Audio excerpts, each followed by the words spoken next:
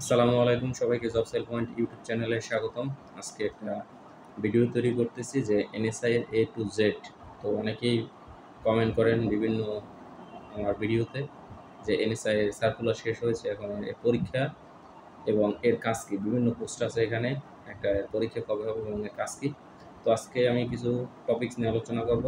তো সেটা আমি সেই বিষয়টা একটা কাগজ আমি লিখে রাখছি, সেই অনুযায়ী আমি বলবো।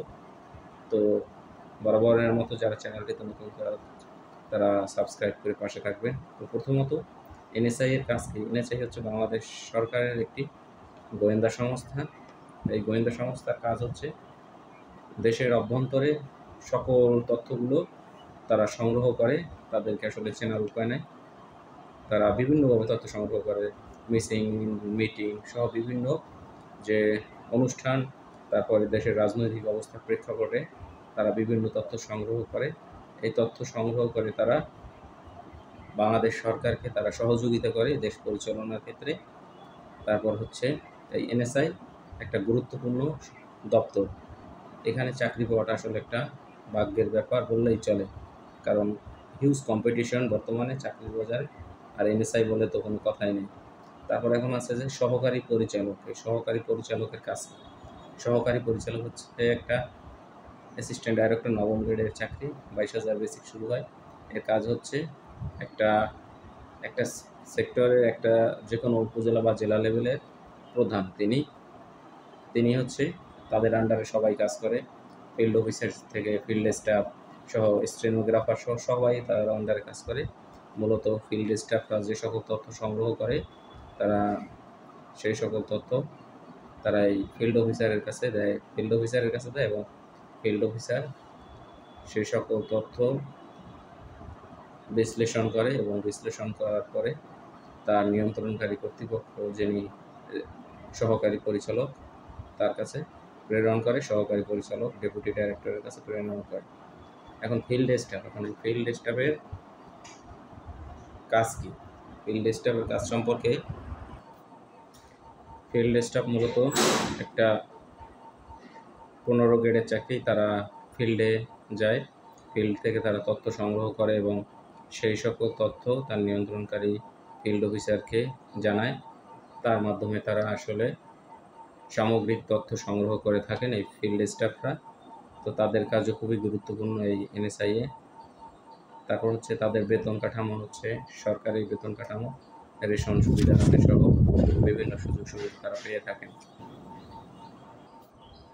এখন হচ্ছে ফিল্ড অফিসার হচ্ছে একটা 10ম গ্রেডের চাকরি। এই 10ম গ্রেডের চাকরি, তাদের কাজ হচ্ছে সহকারী পরিচালকের পরে তারা কাজ করে থাকেন, এবং তাদের আন্ডারে কাজ করেন ফিল্ড স্টাফ, অফিস সহায়ক সহ অফিসের যে সকল ওয়াচার কনস্টেবল সহ সবাই এই ফিল্ড অফিসারের আন্ডারে কাজ করেন। ফিল্ড অফিসার সকল তাদের কাজের তদারক করেন, এবং তদারকির মাধ্যমে এনএসআইয়ের গুরুত্বপূর্ণ তথ্যগুলো সংগ্রহ করেন এবং বিশ্লেষণ করার মাধ্যমে তারা সরকারের কাছে প্রেরণ করে।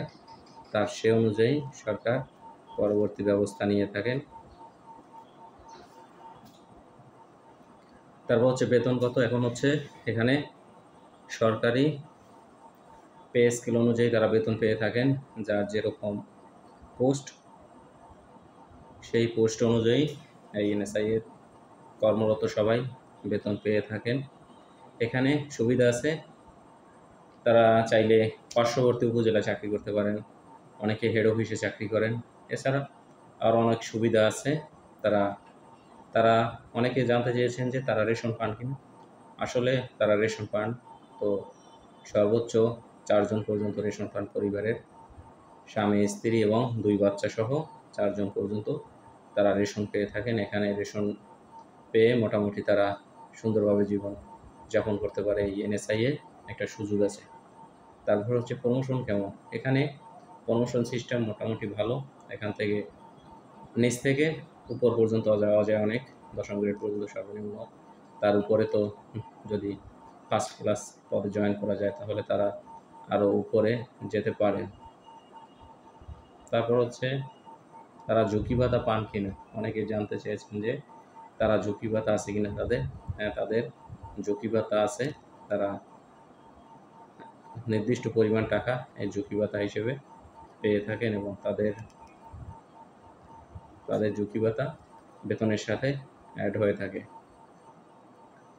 এরপর আছে যে তারা আসলে অনেকে জানতে চেয়েছেন অস্ত্র আছে কিনা। আসলে যারা ফিল্ড অফিসার তাদের ক্ষেত্রে অস্ত্র দেওয়া হয়, তাদের ট্রেনিং আছে, তারা ট্রেনিংয়ের মাধ্যমে ওয়াচার কনস্টেবল, ফিল্ড স্টাফ, তারা ট্রেনিংয়ের মাধ্যমে তাদের নিজেদেরকে যাচাই বাছাই করতে পারে এবং প্রতিকূল পরিবেশ তারা নিয়ন্ত্রণ করতে পারেন। তাদের কাছে অস্ত্র থাকে। তারা অনেকে জানতে চেয়েছেন যে কাটাছিঁড়া আছে কিনা, কাটাছিঁড়া থাকলে আসলে চাকরি করতে পারবেন কিনা। আসলে এটা হচ্ছে মেডিকেল এরকম বাহিনীর মতো না, এগুলো সমস্যা হয় না। এগুলোয় যে কাটাছিঁড়া থাকলে চাকরি হবে না, এগুলো আসলে সমস্যার বিষয় না। তারা চাকরি করতে পারে, এটা সিভিলের মতন। আর ডিফেন্সের যে সকল সামরিক, তাদের ক্ষেত্রে আসলে কাটাছিঁড়া থাকলে সমস্যা আছে, তারা চাকরিতে অযোগ্য থাকেন। তারপর আছে মেডিকেল সচরাচর অনেক যেরকম সবাই করে সেরকমই হয়। তারপর হচ্ছে শারীরিক পরীক্ষা আছে, তাদেরকে শারীরিক পরীক্ষা অংশগ্রহণ করতে হয়। তারপর হচ্ছে পোস্টিং হচ্ছে নিজ জেলার বাইরে যে কোনো জেলায় বা উপজেলা হতে পারে, অনেক দূর দূরান্তও হতে পারে।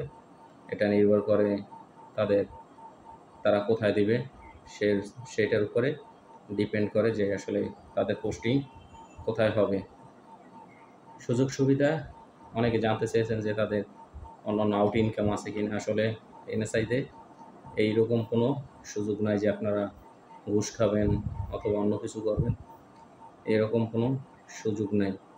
তো সেক্ষেত্রে এখানে যে সকল সুযোগ আছে আপনারা সে সকল সুযোগই পাবেন।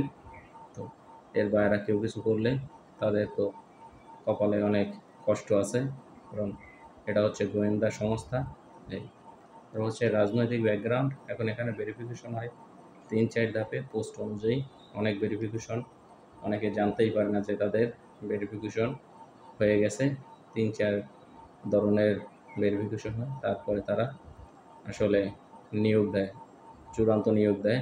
একজনের বিপরীতে 2-3 জনেরও ভেরিফিকেশন করে থাকে। এটা হচ্ছে এনএসআই এর প্রধান কাজ। তারা একজন দক্ষ, যোগ্য এবং ব্যাকগ্রাউন্ডের সরকারি দলের, সেক্ষেত্রে তারা এরকম নিয়োগ দিয়ে থাকে। এই হচ্ছে এনএসআই এর সকল তথ্য। এই তথ্যের ভিত্তিতেই মূলত অনেকে আবেদন করেন, অনেক পরীক্ষা দেয়। আরও সুযোগ সুবিধা আছে, সেটা তো পরবর্তী ভিডিওতে আপনারা জানতে পারবেন। তো চ্যানেলটি সাবস্ক্রাইব করবেন। ধন্যবাদ।